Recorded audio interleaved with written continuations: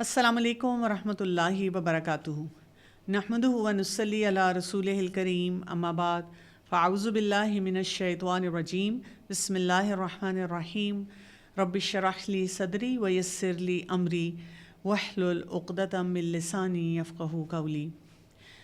سورۃ تغابن اور 28واں پارہ، اور آئیے تلاوت سنتے ہیں آیت نمبر 5 سے لے کر 10 تک کی۔ سورة التغابن۔ اعوذ باللہ من الشیطان الرجیم، بسم اللہ الرحمن الرحیم۔ ألم يأتكم نبأ الذين كفروا من قبل فذاقوا وبال أمرهم ولهم عذاب أليم،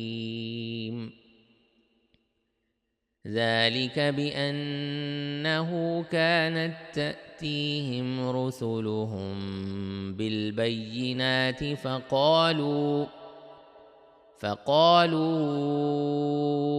أبشر يهدوننا فكفروا وتولوا واستغنى الله والله غني حميد۔ زعم الذين كفروا أن لن يبعثوا، قل بلى وربي لتبعثن ثم لتنبؤن بما عملتم وذلك على الله يسير۔ فآمنوا بالله ورسوله والنور الذي أنزلنا والله بما تعملون خبير۔ يوم يجمعكم ليوم الجمع ذلك يوم التغابن، ومن يؤمن بالله ويعمل صالحا يكفر عنه سيئاته ويدخله جنات تجري من تحتها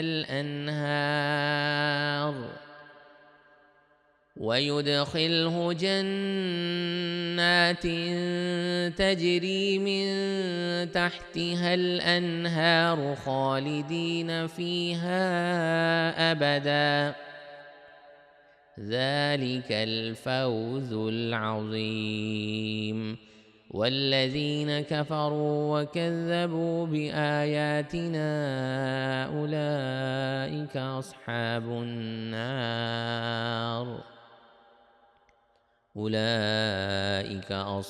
النار خالدين فيها وبئس المصير۔ جیسے کہ ہم نے بات کی تھی کہ سورۃ تغابن ایمانیات کے اوپر فوکس کر رہی ہے، اور آپ کو پتہ ہے کہ جب ہم اپنے ایمان کے بارے میں بیٹھ کر کسی مسئلے مسائل کو سوچے بغیر اس پہ غور و فکر کرتے ہیں تو انسان کو بہت تقویت ملتی ہے۔ انسان اپنے اس کے اوپر تدبر کر سکتا ہے، غور و فکر کر سکتا ہے، اپنے اس تعلق کے بارے میں سوچ سکتا ہے جو کہ اللہ تعالیٰ کے ساتھ ہونا چاہیے اور رسول اللہ صلی اللہ علیہ وسلم کے ساتھ ہونا چاہیے، اور پھر یہ بھی دیکھ سکتا ہے کہ انسان کا گیپ کہاں پہ ہے اور اس گیپ کو ٹھیک کرنے کے طریقے کیا ہوں گے۔ کیونکہ اگر ہم پہلے سے ہی مسئلے مسائل کے بارے میں سوچیں کہ اچھا یہ میرا مسئلہ کیوں نہیں حل ہو رہا، تو پھر کئی دفعہ ہم زیادہ الجھنا شروع ہو جاتے ہیں۔ تو یہاں پہ ہمیں یہ پتہ چلتا ہے کہ ہمیں کبھی کبھی جسے کہتے ہیں نا بریک لے لینی چاہیے، می ٹائم ہونا چاہیے، انسان کو سیلف کیئر ماڈل کو پریکٹس کرنا چاہیے۔ تو دعوت یہی ہے کہ اس ٹائم پہ ہم اپنے ایمان کو بڑھانے والے جو عناصر ہیں ان کی طرف توجہ دیں۔ آیت نمبر 5 کو دیکھتے ہیں۔ یہاں پہ اللہ سبحانہ تعالیٰ فرما رہے ہیں الم یأتکم نبأ الذین کفروا من قبل، کیا نہیں آئی تمہارے پاس خبر ان کی جنہوں نے کفر کیا اس سے پہلے، پھر انہوں نے چکھا وبال اپنے کاموں کا اور ان کے لیے عذاب ہے دردناک، وَلَهُمْ عَذَابٌ علیم۔ تو یہاں پر ان لوگوں کا ذکر کیا جا رہا ہے۔ ہم دیکھتے ہیں کہ قرآن پاک میں ہمیں ہر ٹائم زون کے بارے میں کچھ نہ کچھ بتایا جاتا ہے. جیسے کبھی ہم پریزنٹ مومنٹ میں ہوتے ہیں اور ہمیں کہا جاتا ہے کہ یہ جو حال ہے تمہارے سامنے، جو یہ وقت ہے، اس کو ضائع نہ کرو اور اس میں جو کرنے والے کام ہیں ان پہ فوکسڈ توجہ دو، جس کو ہیئر اینڈ ناؤ آج کے ٹائم میں کہا جاتا ہے، جس کو کہا جاتا ہے کہ آپ اپنے آپ کو اتنا ڈسپلن کر لیں کہ جو یہ مومنٹ ہے اس کو آپ صحیح گزار لیں. اس کے ساتھ ساتھ قرآن میں ہمیں فیوچر کے بارے میں بھی بتایا جاتا ہے. فیوچر یہ نہیں ہوتا کہ بس صرف ڈر اور خوف ہو کہ پتہ نہیں کیا ہونے والا ہے آگے، نہیں، کلیئرٹی سے بتایا جاتا ہے کہ یہ مراحل آنے والے ہیں. ایک اوپن بک ٹیسٹ کی طرح سب باتیں ہمارے سامنے رکھی جاتی ہیں اور ہمیں اس میں بھی دعوت دی جاتی ہے کہ وہ دیکھتے ہوئے، وہ فیوچر دیکھتے ہوئے اب آپ واپس اس پریزنٹ مومنٹ میں آئیں اور دیکھیں اس وقت کرنے کے کام کیا ہیں. کیا میں وہ جو ایک ڈیفالٹ فیوچر کی طرف جا رہی ہوں آنکھیں بند کر کے، یا میں نے ایک ڈیزائن فیوچر بنایا ہے، میں نے سوچا ہوا ہے کہ مجھے وہاں پہنچنا ہے جو اللہ تعالیٰ نے ایک راستہ دکھایا ہے، اور وہاں پہنچنے کے لیے پھر مجھے کس راستے پہ چلنا ہوگا. اسی طرح قرآن پاک میں بہت سی مثالیں ایسی بھی آتی ہیں جو ہمیں واپس لے کر جاتی ہیں، ماضی کو دیکھنے کی بھی دعوت دیتی ہیں. تو یہاں پر یہی بات ہو رہی ہے کہ وہ لوگ جنہوں نے جو پہلے گزر گئے، وہ اقوام، آپ دیکھیں نوح علیہ السلام، عاد، قوم ہود اور قوم صالح، ان تمام اقوام کی طرف ہم اگر توجہ دیں، اور اس کے علاوہ بھی ہسٹری میں ہم دیکھ سکتے ہیں، کسی بھی ایرا میں چلے جائیں، کسی بھی ٹائم زون میں چلے جائیں، آپ یہ دیکھیں گے کہ جن لوگوں نے بھی کفر کیا، جن لوگوں نے بھی اپنے ساتھ زیادتیاں کی اور لوگوں کے ساتھ زیادتیاں کی، تو کہا گیا فذاقوا وبال امرہم، تو انہوں نے چکھا وبال اپنے کاموں کا. یہ جو لفظ ہے نا وبال، یہ وابل سے ہے. یہ ایسی بارش کو کہتے ہیں جو جس میں بہت موٹے موٹے وہ پانی کے قطرے جو ہوتے ہیں وہ گر رہے ہوتے ہیں. یعنی وہ ایسا یعنی وہ مسئلہ ہے، ایسی ہلاکت ہے جو سب لوگ محسوس کر سکتے ہیں. تو یہاں پہ بتایا گیا کہ ہسٹری کیا ہمیں نہیں بتاتی کہ جو وہ پیٹرن سے، کیا ہم ہسٹری سے کچھ بھی نہیں سیکھتے. یعنی اس وقت اگر آپ ہسٹورینز کو دیکھیں، ٹھیک ہے ہم کہتے ہیں کہ ہسٹری بائسڈ ہوتی ہے کیونکہ ایک شخص کسی کو ہیرو بنا دے گا اور دوسرا شخص دوسرے پرسپیکٹیو سے دیکھے گا تو اس کو ولن بنا دے گا. ہسٹری میں کچھ باتوں کو بہت ایگزیجوریٹ بھی کیا جاتا ہے، لیکن کچھ پیٹرنز تو ہم آئیڈینٹیفائی کر سکتے ہیں، اور ان پیٹرنز میں کیا ہے؟ جس نے بھی نیکی کا راستہ اختیار کیا وہ ہمیشہ کامیاب ہوا، جس نے بھی بدی کا راستہ اختیار کیا اس نے دنیا میں بھی سفرنگ دیکھی، وہاں پہ کیا کیا عذاب آئے. اور ڈاؤن فال یا رائز آف نیشنز میں ہمیں وہ پیٹرنز نظر آتے ہیں جس کی طرف قرآن میں نشاندہی کی گئی ہے، ہمیں سیرت سے پتہ چلتا ہے. کئی دفعہ ہمارے جو ینگسٹرز ہوتے ہیں وہ اسلامک ہسٹری کو پڑھنے کی کوشش کرتے ہیں کہ مختلف جو ڈائنیسٹیز آئیں ان میں کیا کچھ ہوا، اور بڑے بٹر سے ہو جاتے ہیں اور وہ کہتے ہیں مسلمان تو ہمیشہ آپس میں لڑتے رہے، مسلمان تو جو ہیں انہوں نے کبھی بھی وہ کامیاب نہیں ہوئے، تھوڑی دیر کے لیے جب کامیاب ہوئے تو پھر دوبارہ سے ان کا ڈاؤن فال آیا، اور کیا ہم اس میں دیکھیں کوئی گلوریس پیریڈ ہمارا جو تھا وہ کتنی دیر رہا. لیکن ان سے سیکھنے کے کتنے ہمیں اسباق ملتے ہیں، کیونکہ یہاں پہ یہ بات جو کی جا رہی ہے جنہوں نے کفر کیا.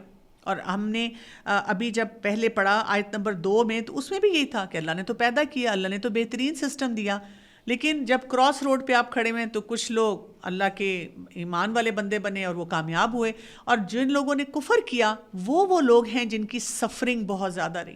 تو ہسٹری ہمیں ہمیشہ بتاتی ہے. اسی لیے آپ دیکھیں نا گھروں میں بھی والدین اسی ڈیسپریٹ موڈ میں ہوتے ہیں کہ وہ اپنے بچوں کو بتانے کی کوشش کر رہے ہوتے ہیں کہ بیٹا یہ کام نہ کرو، ان کاموں کا نقصان ہوگا. بچوں کو سمجھ نہیں آتی، اور والدین کیوں بتا سکتے ہیں؟ کیونکہ انہوں نے وہ ٹائم زون گزارا ہوتا ہے، انہوں نے وہ جوانی گزاری ہوتی ہے، انہوں نے بھی ویسی ہی غلطیاں کی ہوتی ہیں، ان کے بھی والدین ان کو سمجھاتے رہتے ہیں.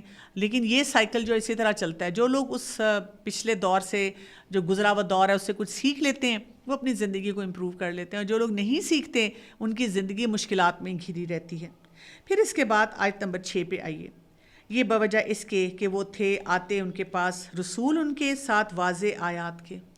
یعنی اب یہاں پہ یہ بتایا جا رہا ہے کہ ان کا سسٹم جو تھا وہ کس طرح سے چل رہا تھا، کیا ان کے حالات تھے.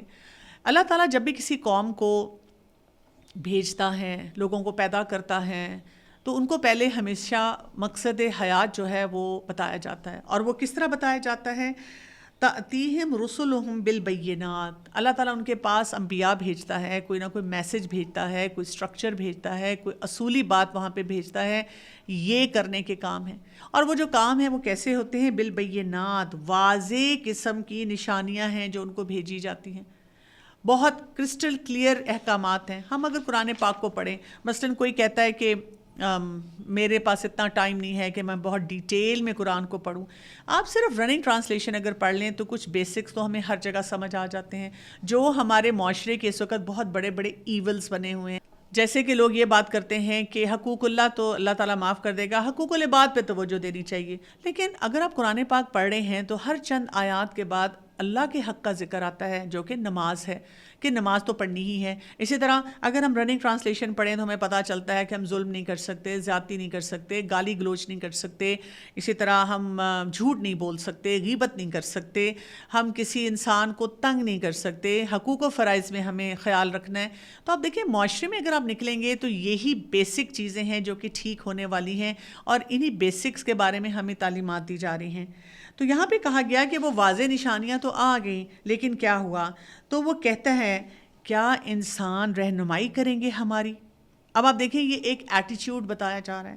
یعنی ہمارا پرابلم کیا ہے؟ ہم کہتے ہیں کہ جو بندہ آ کر ہمیں بات بتا رہا ہے وہ بھی کون ہے، اس کو بھی ہم نے صحیح طرح سے دیکھنا ہے، اور اگر وہ ہمارے مطلب کا نہیں، ہمیں اپنے سے انفیریئر لگتا ہے، ہمیں اپنے ساتھ کا لگتا ہے، تو ہم کیوں اس کی بات مانیں؟ تو انہوں نے کیا کیا؟ کفر کیا، اور وہ منہ موڑ گئے، اور پرواہ نہ کی اللہ نے. تو یہاں پر اب ہمیں یہ بھی بتایا جا رہا ہے کہ پھر ان کا آؤٹ کم کیا ہوا. واللہ غنی حمید، اللہ تعالیٰ بہت بے نیاز ہے اور خوب تعریف کرنے والا ہے. تو انہوں نے کیا کیا؟ یعنی اللہ تعالیٰ نے ایک پورا سسٹم بھیجا تخلیق کرنے کے بعد، خوبصورت بنانے کے بعد، جبکہ ساری کائنات اللہ تعالیٰ کی تسبیحات میں لگی ہوئی ہے. بجائے اس کے کہ وہ اللہ کے اس احسان کو مانتے اور اپنی زندگی کو خوبصورت بناتے اور اس خوبصورتی کی وجہ سے معاشرہ بھی بہت خوبصورت ہو جاتا، انہوں نے منہ موڑ لیا. کس چیز سے منہ موڑا؟ انہوں نے حق سے منہ موڑا، انہوں نے رسول کی بات سے منہ موڑا، انہوں نے خیر کو قبول نہ کیا. اور جب انہوں نے یہ سب کچھ کیا تو کیا ہوا؟ کیا اس سے اللہ تعالیٰ کا کوئی نقصان ہو گیا؟ نہیں. جب اللہ تعالیٰ نے ان کو تمام دلائل دے دیے، واضح طریقے سے سب کچھ بتا دیا، اور انہوں نے عمل نہ کیا، تو اللہ تعالیٰ کو ایسے لوگوں کی ضرورت نہیں ہے. آپ دیکھیں یہ ایک اصولی سی بات ہے. یعنی زندگی میں بھی کیا ہوتا ہے، اگر ہمارے پاس ہمیں کوئی چیز مل جاتی ہے، بہت قیمتی ہو سکتی ہے، بہت شاندار ہو سکتی ہے، لباس ہو سکتا ہے، استعمال کی چیز ہو سکتی ہے، لیکن اگر ہمیں اپنے مطلب کی نہیں لگتی تو وہ کونے میں پڑی رہتی ہے. وی ڈونٹ یوز اٹ، ہمیں اس سے کوئی فائدہ نہیں حاصل ہو رہا ہوتا، ہمیں وہ بیکار سی چیز لگ رہی ہوتی ہے، ہم اس کو بالکل کوئی کہیں سے بھی کسی قسم کی ویلیو نہیں دے رہے ہوتے، ہمارے نزدیک اس کا کوئی فائدہ ہی ہمیں نہیں نظر آتا. تو اللہ تعالیٰ جو ہیں وہ کیا ہیں؟ غنی ہیں. یعنی اللہ تعالیٰ کو کوئی محتاجی نہیں ہے. ہی از ویری انڈیپینڈنٹ. اگر ایک انسان انڈیپینڈنٹ ہوتا ہے نا تو وہ خرابی کی طرف چلا جاتا ہے، اپنے آپ کو بھی تنگ کرنا شروع کر دیتا ہے اور دوسرے لوگوں کو بھی تنگ کرتا ہے، کیونکہ وہ دوسروں کے رائٹس نہیں دیتا. لیکن اللہ تعالیٰ کی جو انڈیپینڈنس ہے، غنی ہونا ہے، وہ مطلق ہے، ایبسلیوٹ ہے. یعنی ساری مخلوق جو ہے اس کو اللہ تعالیٰ کی مہربانی چاہیے، اللہ کی نظر کرم چاہیے، اللہ تعالیٰ کی طرف سے رہنمائی چاہیے. لیکن اللہ تعالیٰ کو کسی کی ضرورت نہیں ہے. اللہ تعالیٰ کو کوئی فرق نہیں پڑے گا اگر ہم اس کی بات نہیں مانتے، جو کچھ اللہ تعالیٰ نے ہمیں دیا ہے ہم اس کو فالو نہیں کرتے. اور پھر حمید، ہم میں کیا آ جاتا ہے؟ اللہ کا شکر بھی آ جاتا ہے، اللہ کی تعریف بھی آ جاتی ہے. یعنی اس کے جو قدرت کے کارنامے ہیں، ہمارے رب نے جو کچھ کیا ہوا ہے، اس کو اللہ تعالیٰ کو کسی کی منوانے کی ضرورت نہیں ہے کہ کوئی مانے، کوئی اس کا شکر گزار ہو. اللہ تعالیٰ ان ہم سیلف، اللہ تعالیٰ کو سب کچھ اویلیبل ہے. اللہ تعالیٰ خود اپنی ذات میں تعریف کے قابل ہے. تو بات ہمیں یہاں سے یہ سمجھ آتی ہے کہ چاہے ہماری ازدواجی زندگی ہے، معاشری زندگی ہے، سوشل لائف ہے، انفرادی زندگی ہے، قانون ہے، سیاست ہے، معاش ہے، کوئی بھی زندگی کا پہلو لے لیں، اگر ہم وہاں پر دین کی اپلیکیشن صحیح نہیں کرتے، جو رسول پیغام لے کر آئے ہوئے ہیں ان کو صحیح طرح سے نہیں مانتے، تو پھر کیا ہے؟ ہماری زندگی کے جو مسائل ہیں نا وہ نہیں ختم ہونے والے. مشکلات ہماری جو ہیں وہ بڑھتی ہی چلی جائیں گی اور اس میں ہم بہت زیادہ گھرے رہیں گے. پھر آیت نمبر 7 میں آتا ہے، دعویٰ کیا ان لوگوں نے جنہوں نے کفر کیا کہ ہرگز نہیں وہ اٹھائے جائیں گے. اب یہاں پر جو ایمان بالآخرہ ہے نا اس کی بات کی جا رہی ہے. اور وہ لوگ جو کفر کرتے ہیں نا، بیسیکلی ہمیں یہ بتایا جا رہا ہے کہ جو ان کے اعمال کی خرابی ہے نا وہ ان کی عقائد کی وجہ سے ہے، کیونکہ وہ اس بات کو مانتے نہیں. وہ کہتے ہیں کہ کچھ بھی نہیں ہونے والا، ہم نے بس وہی ڈسٹ اینڈ ایشز، اوہو ہم بہت اچھے ہیں، نیک ہیں، کیونکہ دنیا میں ہمیں سب کچھ ملا ہوا ہے اس لیے آخرت میں بھی ہمیں سب کچھ ملتا جائے گا. یہ ان کا زوم ہے، ان کا دعویٰ ہے جس پہ بات کی جا رہی ہے کہ الَّن یبعثوا، ہم ہرگز نہیں اٹھائے جائیں گے. قل کہہ دیجئے بلا کیوں نہیں، وربی قسم ہے میرے رب کی، البتہ تم ضرور اٹھائے جاؤ گے، پھر البتہ ضرور خبر دیے جاؤ گے اس کی جو عمل کیے تم نے. وَذَلِكَ عَلَى اللَّهِ يَسِيرٌ، اور یہ اللہ تعالیٰ پہ بہت ہی آسان بات ہے. یہاں پہ اب ہم دیکھتے ہیں کہ جو انداز ہے نا، اس کو ہم کہتے ہیں استفہام تقریری، یا ہم کہتے ہیں ایک ڈانٹ کا طریقہ ہے. یعنی ایسے بات کی جا رہی ہے، ایسا سوال اٹھایا جا رہا ہے جس میں بہت روب ہے اور جس میں ایک ایبسولوٹ بات کی گئی ہے. یہ نہیں کہ ہو سکتا ہے تم چھوٹ جاؤ، ہو سکتا ہے تم معاف کیے جاؤ، بلکہ یہ بتایا جا رہا ہے کہ جو کچھ بھی تم کر رہے ہو ایوری تھنگ از ایکسپوزڈ. سب کچھ اللہ تعالیٰ کے پاس رجسٹر ہو رہا ہے، سب کچھ اللہ تعالیٰ کے پاس آ رہا ہے. تمہارے جھوٹے دعوے ہیں، تمہیں علم دیا گیا، ہدایت دی گئی، تمہیں معرفت کی طرف بلایا گیا، لیکن تم بہت ساری باتیں ایسے کرتے ہو جس میں کوئی لاجک نہیں ہے، کوئی اس کی بیس نہیں ہے، بنیاد نہیں ہے، تم حق پہ نہیں آتے. تو اللہ تعالیٰ کے لیے تو کوئی مشکل نہیں ہے. جو کچھ بھی تم کر رہے ہو وہاں تمہارے لیے مشکلات تم اپنے لیے خود پیدا کر رہے ہو، اور خود تم اپنے آپ کو اپنی زندگی یہاں پر بھی مشکل میں ڈالے ہوئے ہو، اور آخرت میں بھی تمہاری زندگی جو ہے وہ مشکل میں ہوگی. اور ہم اپنے سامنے دیکھتے بھی ہیں. آپ ذرا دو ماڈل دیکھ لیں. وہ لوگ ہیں جو حقیقی طور پہ اللہ کی عظمت کو پہچانتے ہیں. آپ دیکھیں گے کہ وہ بڑے پرسکون نظر آئیں گے، وہ بہت سادہ زندگی گزار رہے ہوں گے، وہ لوگوں کے لیے بہت فروٹفل ہوں گے، فائدہ مند ہوں گے. اس کے مقابلے میں ہمیں وہ لوگ نظر آتے ہیں جو اللہ تعالیٰ کے احکامات سے کفر کر رہے ہیں. دیکھنے میں تو بڑے شاندار لوگ لگ رہے ہیں، بہت کچھ کرتے نظر آ رہے ہیں، لیکن راتوں کو نیند نہیں آتی. اسی طرح انسیکیورٹیز ان کی اتنی زیادہ ہیں. اسی طرح ان کی زبان، ان کا پورا جو لائف سٹائل ہے وہ اتنا برا ہے کہ لوگ بھی ان سے کھچے کھچے رہتے ہیں. اور ان کی اپنی زندگی میں اتنی انسیکیورٹیز ہیں کہ ان کی پریشانیاں ہیں جو کسی طرح سے ختم بھی نہیں ہوتی ہیں. تو یہاں پہ ہم دیکھتے ہیں کہ یہ جو ساری باتیں ہیں نا، یہ کافی مشکلات کا پیکیج ان کے لیے لے کر آتی ہیں. اور یہ کہا گیا وَذَلِكَ عَلَى اللَّهِ يَسِيرٌ، اور یہ اللہ تعالیٰ پہ بہت آسان ہے. اللہ تعالیٰ کے لیے کوئی چیز مشکل نہیں ہے اگر وہ کسی کو پکڑنا چاہے. ہم اپنی زندگی کو بہت زیادہ مشکل بنا رہے ہیں.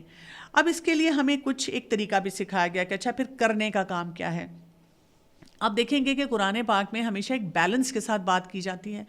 ہم اگر کسی کو ڈانٹنے پہ آتے ہیں تو ہم اس کو اتنا ذلیل کر دیتے ہیں کہ پھر ہم اس کو بتاتے ہیں کہ بس تم ڈوب ہی جاؤ، تم مر ہی جاؤ. اور اگر وہ کچھ ٹھیک بھی ہونا چاہتا ہو یا اپنے بارے میں کچھ سوچ بھی رہا ہو، اس کو پریشانی بھی ہو، تو ہم کیا کرتے ہیں کہ ہم اس کو موقع نہیں دیتے. کئی دفعہ ہم لوگوں سے 10 ہزار دفعہ معافیاں منگواتے ہیں اور پھر بھی معاف نہیں ان کو کرتے. کچھ لوگ آ کر مجھے پوچھتے ہیں کہ میں نے اتنی دفعہ اپنی ساس سے، اپنے شوہر سے یا اور اپنے کسی رشتہ دار سے معافی مانگی ہے لیکن وہ معافی نہیں کرتے، وہ منہ دوسری طرف کر لیتے ہیں. اب میں کیا کروں؟ کیا آخرت میں پھر میری پکڑ ہوگی اس بات پہ کیونکہ اگلا شخص مجھے معافی نہیں کرتا؟ دیکھیں اگر آپ نے سچے دل سے معافی مانگ لی تو اپنا معاملہ اللہ پہ چھوڑ دیں اور بس آپ اپنے احسن عمل پہ رہیں. اور دوسری بات یہ کہ اللہ تعالیٰ ایسا نہیں کرتے. ہمیں یہ بھی طریقہ سیکھنا چاہیے کہ جب ہمارا رب ہمیں پھر موقع دیتا ہے، پھر معاف کرتا ہے، تو ہم نے بھی اپنے رویوں کو درست رکھنا ہے. اسی لیے آیت نمبر 8 میں کیا آ رہا ہے؟ فَآمِنُوا بِاللَّهِ وَرَسُولِهِ، بس ایمان لاؤ اللہ پر، اس کے رسول پر. یعنی پہلے جھٹکا دیا جا رہا ہے بیہیویئر بتانے کے بعد کہ لک یہ ہوگا جو کفر کرنے والے ہیں ان کے ساتھ، اور پھر یہ کہ اللہ تعالیٰ کے کوئی مشکل نہیں ہے، ان کی پکڑ جب آئے گی تو وہ کس طرح پکڑے جائیں گے. اور اتنے وہ ایکسپوزڈ ہیں، وہ کیوں اپنے آپ کو بہت زیادہ ایسا سمارٹ سمجھتے ہیں کہ ان کو لگتا ہے کسی کو پتہ ہی نہیں چل رہا کہ ہم کیا کچھ کر رہے ہیں. اور پھر ان کو دعوت دی جا رہی ہے کہ اگر ہو بھی کہ یہ غلطی، واپس آ جاؤ، اللہ پر ایمان لے کر آؤ، اور ایمان لا کر اپنے آپ کو بہتر انسان بنا لو، اپنے کسی بھلائی کی طرف تم چلے جاؤ. اور پھر یہاں پہ کیا کہا گیا کہ ایمان لاؤ اللہ پر، رسول پر، والنور، اور اس نور پر وہ جو نازل کیا ہم نے. یہ کون سا نور ہے جو کہ اللہ تعالیٰ نے نازل کیا ہے؟ یہاں پہ کس کی بات ہو رہی ہے؟ یہاں پہ قرآن کی بات ہو رہی ہے. اب دیکھیں قرآن اس روشنی کی طرح ہے کہ جہاں پر پچ ڈارکنیس ہو تو وہاں پہ جب روشنی ہوتی ہے تو ہر چیز ہمیں نظر آنی شروع ہو جاتی ہے. تو جب ہم زندگی گزارتے ہیں اور ہمیں اچھے اور برے کا فرق کرنا ہے، ہمیں یہ دیکھنا ہے کہ کہاں پہ انکار کرنا ہے، کہاں پہ ماننا ہے. کہیں ہم غلط جگہ پہ تو انکار نہیں کرے کسی چیز کا، کسی اللہ تعالیٰ کی کوئی بات ہے اس کا انکار تو نہیں کرے. تو اس کے لیے ہمیں اللہ تعالیٰ نے جو سسٹم دیا ہے، جو قرآن دیا ہے، اس کو سمجھنا پڑے گا. جو لوگ قرآن کو نہیں سمجھتے وہ بالکل اندھیروں میں ہیں، کیونکہ ان کو نہ اچھائی کا فرق پتہ چلتا ہے نہ برائی کا فرق پڑتا ہے. وہ کرائیٹیرین آپ کہاں سے لائیں گے؟ کیونکہ ہمارا تو نفس ہی ایسا ہے، ہماری خواہشات ہی ایسی ہیں کہ وہ ہمیں ڈکٹیٹ کرتی ہیں کہ یہ ٹھیک ہے اور یہ غلط ہے. تو ہم تو پھر صرف اپنے نفس کی بات جو ہے وہ سن کر اپنی زندگی گزار رہے ہوتے ہیں. اور قرآن کیا کرتا ہے کہ ہمیں ہر جگہ پہ روشنی دیتا ہے. ہمیں یہ بھی دکھاتا ہے یہاں شیطان کا وسوسہ ہے, ہمیں یہ بھی دکھاتا ہے کہ یہاں تمہاری اپنی ڈیزائرز ہیں, تمہارا نفس کتنا کمزور پڑ چکا ہوا ہے. ہمیں یہ بھی بتاتا ہے کہ ہمیں اپنی اصلاح کہاں کرنی ہے. کیونکہ آپ دیکھیں ہماری زندگی میں جتنے بھی مینٹورز ہوں, مثلاً والدین ہیں, کبھی کبھی وہ بھی پریشان ہو جاتے ہیں, کبھی کبھی ان کو بھی سمجھ نہیں آتا, کبھی کبھی ہمارے لیے وہ بھی غلط فیصلہ کر لیتے ہیں ہماری محبت میں آ کر. جیسے ہمیں نماز کے لیے نہ اٹھائیں, بلائیں کہ ہے میرا بچہ, اس کو نیند آ رہی ہوگی, چلو سونے دو, چلو بڑا ہو کے انشاءاللہ آہستہ آہستہ سیکھ جائے گا. کبھی کبھی ہمارے استاد یا اور مینٹورز جو ہوتے ہیں وہ بھی ہمارے لیے غلط فیصلے کر رہے ہوتے ہیں. یہاں پہ کہا گیا واللہ بما تعملون خبیر, اور اللہ اس کی جو تم عمل کرتے ہو خوب خبر رکھنے والا ہے. یعنی اللہ کو ہم دھوکہ نہیں دے سکتے, لیکن اس کے ساتھ ساتھ اللہ تعالیٰ کیا خبر رکھتا ہے. لیٹس سے اگر کسی نے کفر کیا اور اب اس کو جھٹکا لگا اور اسے سمجھ آئی, اس کو موقع ملا اپنے آپ کو امپروو کرنے کا, ہو سکتا ہے دنیا وہ جو امپروومنٹ ہے 1% 2%, دل میں تھوڑی سی نرمی آ رہی ہے, سوچ میں نرمی آ رہی ہے, انسان اب اسٹرگل کرنا شروع ہو رہا ہے کہ میں اپنے دین کو سمجھوں, میں اپنے آپ کو اس کفر سے بچاؤں. اللہ کو خبر ہے, اللہ تعالیٰ دیکھ رہا ہے. یعنی اس دیکھنے میں, اللہ کے خبر رکھنے میں, اللہ کے علم میں صرف یہی نہیں کہ اللہ تعالیٰ ہماری برائیوں کو دیکھ رہا ہے, ہماری نیت کو بھی دیکھ رہا ہے کہ کہاں کہاں صحیح ہے, پھر بھی ہم سے غلطی ہوگی. ہماری اس ایفرٹ کو بھی دیکھ رہا ہے جو ہم لگاتار کرنے کی کوشش کرتے ہیں. کتنے لوگوں کو میں جانتی ہوں جو اپنے آپ کو اتنا بڑا کرمنل سمجھ رہے ہوتے ہیں کہ وہ چھوٹی سی ایفرٹ کر کے بھی کہتے ہیں میں نے کچھ نہیں کیا. تو میں ان کو یہ خوشخبری دینا چاہتی ہوں کہ اللہ تعالیٰ بہت قدردان ہے. اللہ تعالیٰ ہماری ہر غلطی یا ہر کوشش کو دیکھتا ہے, ہر طرح کی قربانی کو بھی وہ آئیڈینٹیفائی کرتا ہے. سبحان اللہ, وہ ہمارا رب ہے, وہ لوگ نہیں ہیں جو ہر وقت ہم میں کیڑے نکالنا شروع کر دیتے ہیں. آیت نمبر 9 میں آ رہا ہے, جس دن وہ جمع کرے گا تمہیں, جمع ہونے کے اس دن, ذالک یوم التغابن, یہ وہ دن ہوگا ہار جیت کا. اور جو کوئی ایمان لائے گا اللہ پر اور وہ عمل کرے گا نیک, اور وہ دور کرے گا ان سے برائیاں اس کی, اور وہ داخل کرے گا اسے باغات میں بہتی ہیں جن کے نیچے نہریں, ہمیشہ رہنے والے ہیں ان میں ہمیشہ ہمیشہ. ذالک الفوز العظیم, یہ کامیابی ہے بہت بڑی. یہاں پر اب ہم دیکھتے ہیں کہ فیوچر کی بات ہو رہی ہے, اور فیوچر کے لیے کیا کہا جا رہا ہے کہ ایک دن وہ آئے گا جب اللہ تعالیٰ سب کو جمع کرے گا. جمع ہونے والے دن کی یہاں بات کی جا رہی ہے, اور کیا کہا جا رہا ہے اس کو, ذالک یوم التغابن, یہ دن ہوگا ہار جیت کا. اب دیکھیں دنیا میں بھی نا ہار جیت چل رہی ہوتی ہے, چاہے آپ ایمان لانے والے ہیں, چاہے آپ کفر کرنے والے ہیں, چاہے آپ اپنے آپ کو ایتھیسٹ بولیں, ایگنوسٹک بولیں, یا کسی بھی دین مذہب کے دائرے میں اپنے آپ کو رکھیں, یا آپ ڈسکلیمر دے دیں کہ میں کسی چیز کو نہیں مانتا. لیکن ہار جیت تو زندگی میں چل ہی رہی ہے. اندر بھی ہار جیت ہے, معاملات میں بھی ہار جیت ہے, اور آپ دیکھیں ہر طرف ہم اسی گیم میں ہوتے ہیں کہ کہیں ہم جیت رہے ہیں, کہیں ہم کامیاب ہو رہے ہیں, کہیں ہم ناکام ہو رہے ہیں.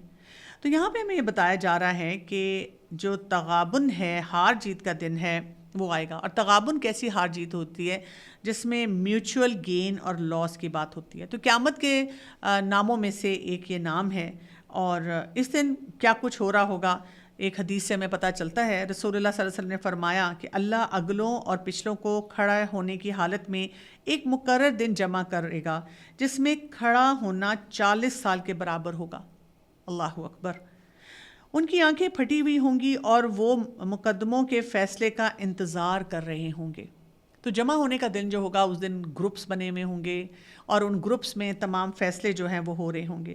تو اس دن جنتی جہنمیوں کو خسارے میں ڈال رہے ہوں گے, مومن کافر سے غبن کا معاملہ کر رہے ہوں گے, اور جنت میں ان کی جگہ لے کر, اور کافر جو ہیں دوزخ میں مومن کی جگہ لے کر ایک دوسرے کو نقصان پہنچا رہے ہوں گے. یعنی وہ ایسا دور ہوگا, ایسا وقت ہوگا کہ کوئی ہار رہا ہوگا اور کوئی جیت رہا ہوگا. لیکن آپ دیکھیں کہ جیسے دنیا میں جو ہار اور جیت کا کرائیٹیرین ہے نا, کہ وہاں پہ وہ کرائیٹیرین نہیں ہوگا. دنیا میں بھی آپ دیکھیں کہ کیا ہوتا ہے کہ آپ کبھی کبھی کسی ایک جگہ پہ رہتے ہیں, آپ اس کو بیچ دیتے ہیں اگر آپ کو کوئی فائدہ ہوتا ہے, اور کسی اور جگہ جا کے کوئی پراپرٹی بنا لیتے ہیں, اور ہارنے والے جو ہیں وہ ہارنے والے پریشان ہوتے ہیں, اور جو جیتنے والے ہوتے ہیں وہ بہت مزے میں ہوتے ہیں. لیکن وہاں پہ جو آخرت میں ہار اور جیت کا کرائیٹیرین ہوگا وہ دنیا کی بنیاد پہ نہیں ہوگا, کسی سفارش پہ نہیں ہوگا, کسی دنیاوی سٹینڈرڈ پہ نہیں ہوگا. اس وقت وہ سٹینڈرڈ ہوگا ہار جیت کا جو کہ ہمیں قرآن سے پتہ چلتا ہے, جو حدیث سے پتہ چلتا ہے. اس دن ہم دیکھتے ہیں کہ ہار جیت میں کیا ہو رہا ہوگا. جو مظلوم ہے وہ ظالم کو خسارے میں ڈال رہا ہوگا. دنیا میں تو جو مظلوم ہوتا ہے اس کا خسارہ ہو رہا ہوتا ہے. اسی طرح ہم دیکھتے ہیں کہ اس کو جو ایک اور نام جو یوم التغابن کہا گیا ہے وہ حسرت کا دن کہا گیا ہے، کیونکہ دیکھیں ہار جیت میں بھی حسرت آ جاتی ہے، پریشانی آ جاتی ہے. آپ کہتے ہیں وش کہ میں نے یہ کیا ہوتا اور یہ مجھے میڈل مل جاتا، یہ مجھے کامیابی حاصل ہو جاتی. تو اب دیکھیں کہ جو لوگ ہاریں گے ان کے لیے وہ سخت مشکل دن ہوگا. اچھا ہم سمجھتے ہیں کہ صرف کافر کے لیے یہ حسرت کا دن ہوگا، یہ ہار جیت کا دن ہوگا. ہمیں یہ بھی پتہ چلتا ہے حدیث سے کہ مومن کے لیے بھی وہاں پہ حسرت ہوگی. کیا حسرت ہوگی وہاں پہ؟ یعنی وہ ایمان لا کر نیک عمل کر کے گیا ہوگا، جنت میں جا رہا ہوگا، لیکن اس کو یہ حسرت ہوگی وہاں پہ، یہ سوچے گا کہ کاش میں نے وہ جو تھوڑی سی نیکی چھوڑی تھی نا وہ بھی نہ چھوڑی ہوتی، فلاں چیز کو تھوڑا میں نے لک ڈاؤن کیا تھا نا کہ چلو خیر ہے یہ نہیں کیا تو کیا ہوا، تھوڑا سا ریسٹ بھی کر لوں، آفٹر آل میں بھی انسان ہوں. اس کو ان تمام ٹائم ویسٹرز پہ افسوس ہو رہا ہوگا اور اس کو ہوگا کہ کاش میں نے یہ اس طرح کیا ہوتا یا اس طرح نہ کیا ہوتا. تو بنیادی طور پر اللہ کے حق میں جہاں جہاں بھی لوگوں نے کمی کی ہوگی، یوم التغابن وہ ہے کہ ان کو اس دن یہ احساس ہوگا کہ یہ میں نے کام نہ کیا ہوتا، یہ حسرت ان کو ہوگی. تو مومن جو ہیں قیامت کے دن اپنے تمام اعمال کو بہت حقیر سمجھنا شروع ہو جائیں گے. ان کو لگے گا ہمیں اس سے بہتر کوانٹٹی اور کوالٹی کا کام کرنا چاہیے تھا. رسول اللہ صلی اللہ علیہ وسلم نے فرمایا کوئی شخص پیدا ہونے سے لے کر بوڑھا ہونے تک اللہ کی اطاعت میں لگا رہے، سجدے میں سر رکھا رہے، تو بھی قیامت کے دن اس کو حقیر سمجھے گا اور قیامت کے دن خواہش کرے گا کہ کاش میں دنیا میں لوٹا دیا جاؤں تاکہ وہ زیادہ اجر و ثواب حاصل کر سکوں. تو سبحان اللہ دیکھیں کہ ہر چیز وہاں جا کے ایک چھوٹی لگنی شروع ہو جائے گی. تو کیا ہے آج جو وقت ہے نا، آج کے وقت کو ہمیں استعمال کرنا ہے.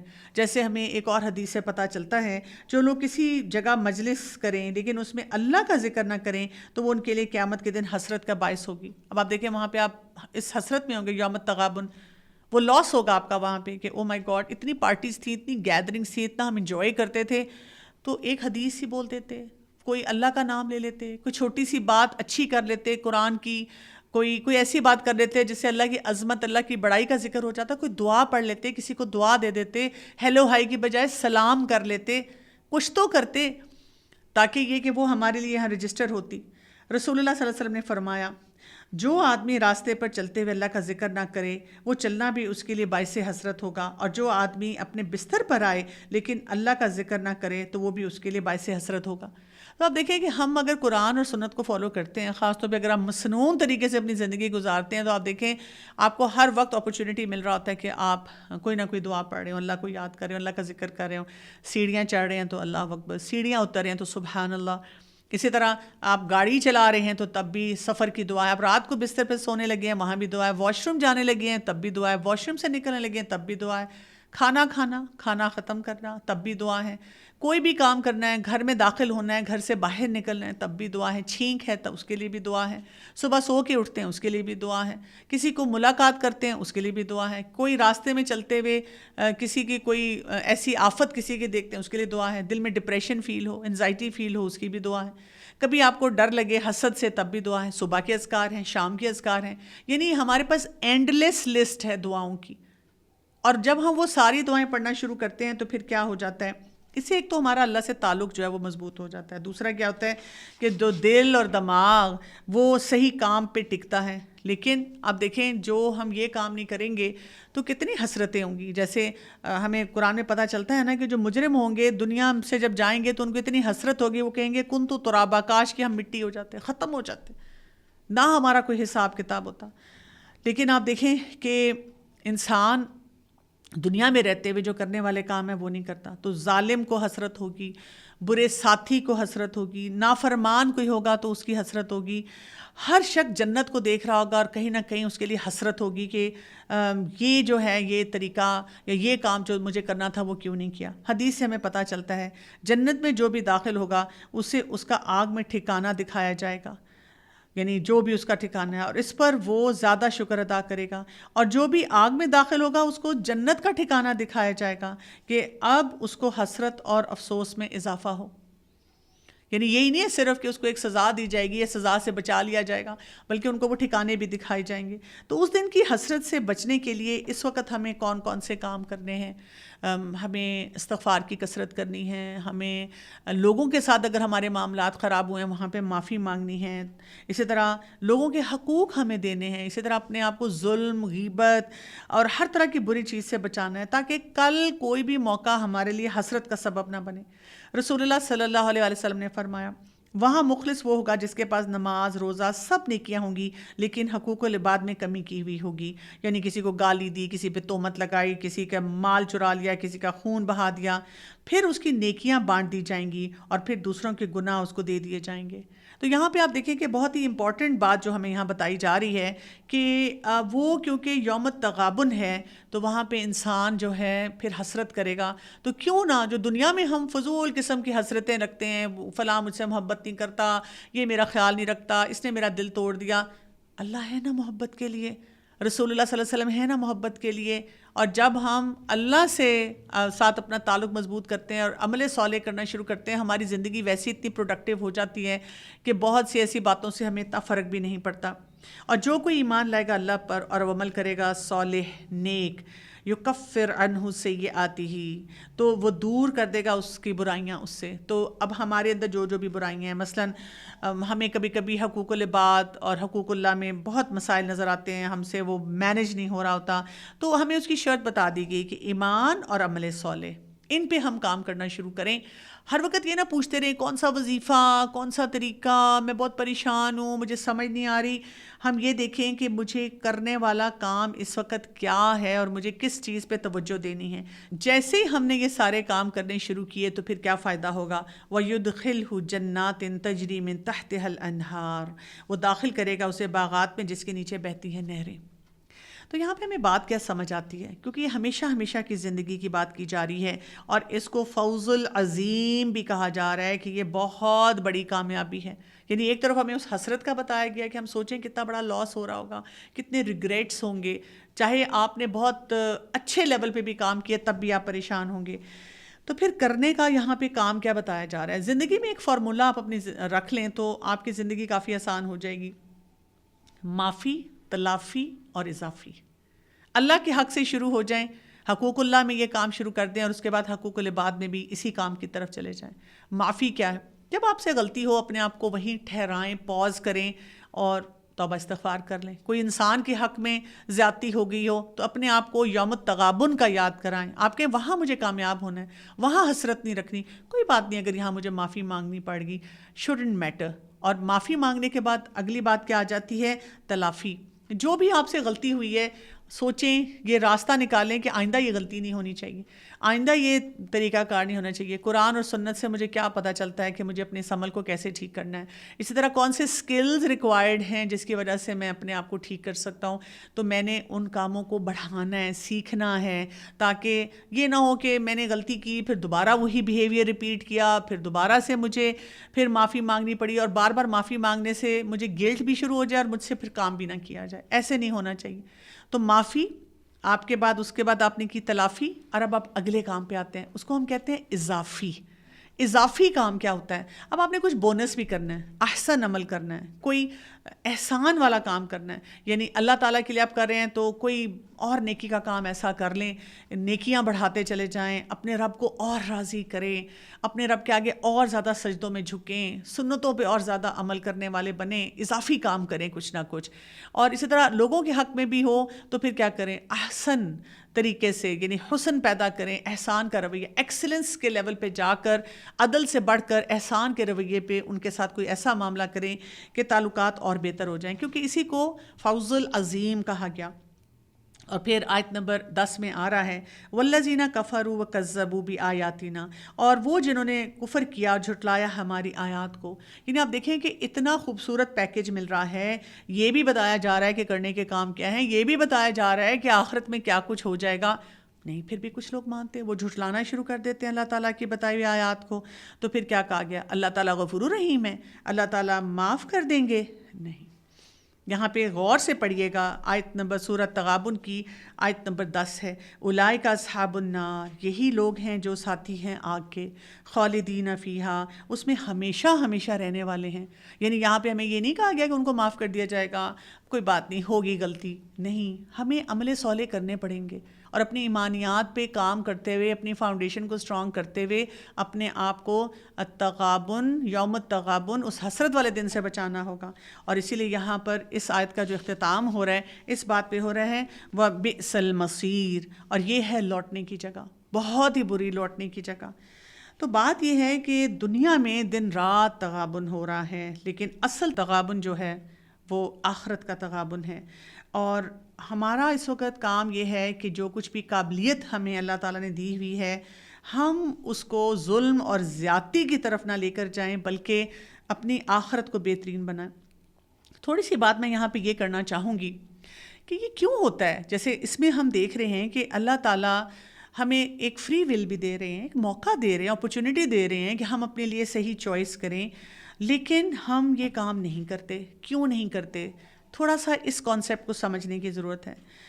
پہلی بات تو یہ سمجھیں کہ اللہ تعالیٰ نے جو بھی ہمیں دنیا میں اسباب دیے ہیں اور ہمیں ایک فری ول دیا ہے کہ ہم چوائس کرتے ہیں کہ ہم نے کیا کام کرنا ہے، بیسیکلی ہم اللہ تعالیٰ کے آگے جھکتے نہیں ہیں۔ جب تک ہمارے اندر یہ اطاعت اور جھکنا، اپنے آپ کو اللہ کا بندہ بنانا نہیں آئے گا کہ اللہ تعالیٰ کا جو حکم ہے، جیسے ابراہیم علیہ السلام نے ہر بات پہ فوراً کہا کہ اسلمت لرب العالمین، فوراً جھک گئے اور اللہ کی بات مان لی، وہ جب تک ہماری نیت نہیں ہوگی کہ میں نے اللہ کی بات ماننی ہے، تو پھر ہم اپنے آپ کو سبمیشن کی طرف نہیں لے کے جا سکیں گے۔ اس فری ول کو ہم پھر غلط ڈائریکشن دے دیں گے۔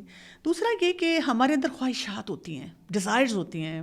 اللہ تعالیٰ نے یہ کسی وجہ سے ہمارے اندر یہ خواہشات رکھی ہیں۔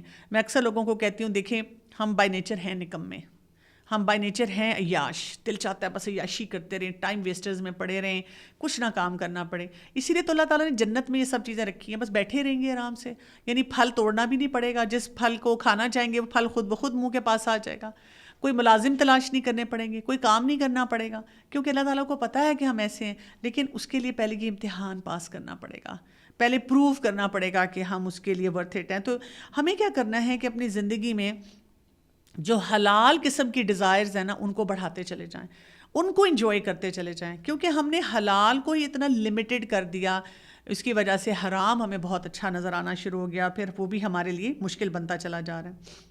دوسرا یہ کہ یہ جو اللہ تعالیٰ نے ہمیں آزادی دی ہے نا، وقتی آزادی دی ہے، اس میں آخرت کو ہمیشہ سامنے رکھیں۔ آپ دیکھیں دنیا میں اس وقت ہر شخص سکھاتا ہے کہ آپ کی ویژن کیا ہے، مشن کیا ہے، گول سیٹنگ کیا ہے۔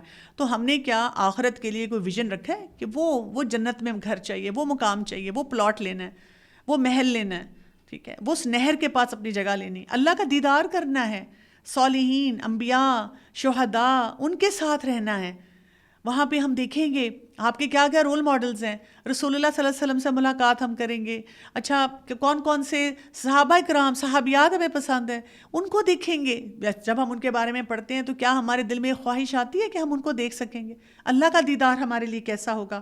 تو پھر ہم اپنا وقت، اپنے ٹیلنٹس، اپنے ڈیلی جو ہم روز کے فیصلے کر رہے ہیں، ہم سوچ سوچ کے کریں کہ وہاں کے لیے مجھے فائدہ ہو رہا ہے کہ نہیں ہو رہا۔ ایک شخص نے کسی یونیورسٹی میں جانا ہوتا ہے نا، تو سوچیں کلاس 1 سے فیصلہ شروع ہو جاتا ہے، بیٹا اس یونیورسٹی میں جانا ہے اس لیے ہر فیصلہ ویسے کرو۔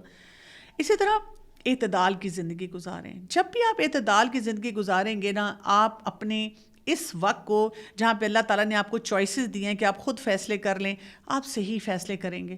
جب بھی آپ اعتدال سے باہر جائیں گے، آپ بہت زیادہ مشکلات میں رہیں گے۔ اور اپنا محاسبہ ضرور کرتے رہیں، سیلف اکاؤنٹیبلٹی جس کے اندر ہوگی کہ رات کو سوتے وقت جب آپ سورہ الملک پڑھ رہے ہیں، اپنی دعائیں پڑھ رہے ہیں، تو اس دن کے بارے میں سوچیں آج کتنے کام کیے جس سے میرا رب راضی ہوا، آج کتنے کام کیے جو کتنی غلطیاں ہو گئیں جو کہ درست نہیں تھیں۔ اسی وقت استغفار پڑھیں اور اپنے لیے اگلے دن کا صحیح پلان بنانا شروع کریں۔ تو یوم التغابن، اس کے بارے میں سوچنا بہت زیادہ ضروری ہے، اور جب تک ہماری ایمانیات پہ ہم اپنے کام نہ کر رہے ہوں، یہ سوچ بھی بہت مشکل سے آتی ہے۔ تو اللہ تعالیٰ ہمیں توفیق دے کہ ہم اپنے اس جو آج کا دن ہے جس میں ہم اپنے لیے فیصلے کر رہے ہیں، ہم ایمان والا فیصلہ کریں اور ہم اپنے آپ کو کفر سے بچا سکیں۔ اجازت چاہتی ہوں۔ السلام علیکم ورحمۃ اللہ وبرکاتہ۔